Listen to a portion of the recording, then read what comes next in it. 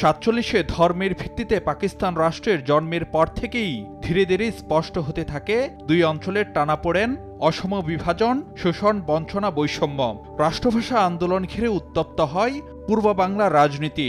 উন্মেষ ঘটে বাঙালির প্রতিবাদী আর জাতীয়তাবাদী চেতনার। 54 ঐতিহাসিক নির্বাচনে ক্ষমতাসীন মুসলিম লীগের ভরাডুবি আর হক ভাসানী সোহরাওয়ার্দীর যুক্তফ্রন্টের নিরঙ্কুশ বিজয় ছিল আঞ্চলিক স্বায়ত্তশাসনের 21 দফা ইশতেহারের পক্ষে গণরায়।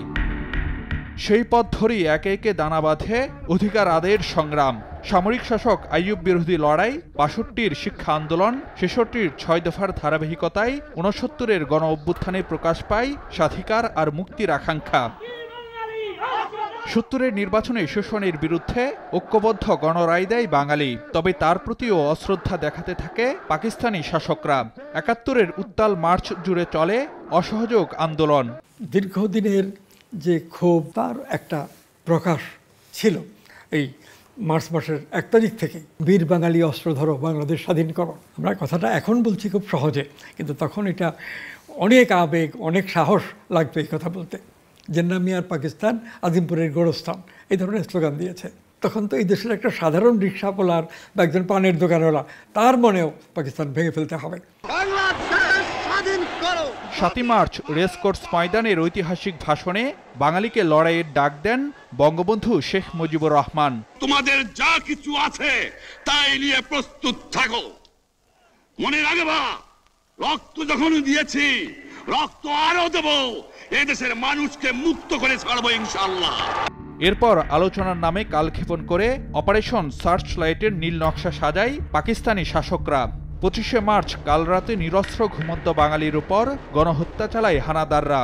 26শে মার্চ কালুরঘাট বেতার কেন্দ্র থেকে স্বাধীনতার ঘোষণা আসে তখনকার মেজর জিয়াউর রহমানের কণ্ঠে।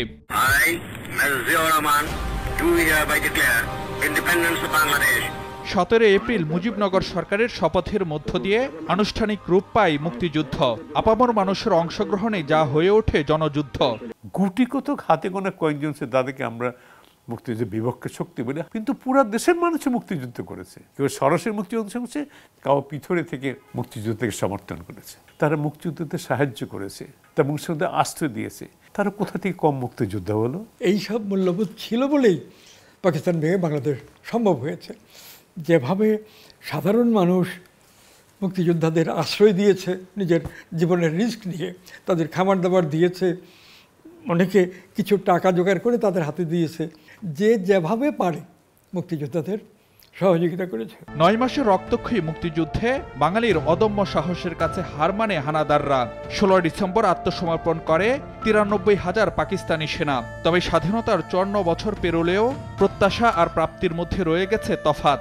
আমাদের শিক্ষার বেড়েছে, আমাদের খাদ্য উৎপাদন বেড়েছে, বাংলাদেশ রিকগনিশন হয়েছে, কিন্তু যতক্ষণই আমাদের আশা ছিল তার খুবই অল্প অংশ আমাদের বাস্তবায়ন হয়েছে। ভোটের অধিকার, ভাতের অধিকার, আমাদের কথা বলার অধিকার, বাক স্বাধীনতা, আমাদের সংবাদপত্রের স্বাধীনতা, সেগুলো তো বাস্তবায়ন হলো না। বাস্তবে সেই পরিবর্তনগুলো করা হয়নি আমাদের দেশে।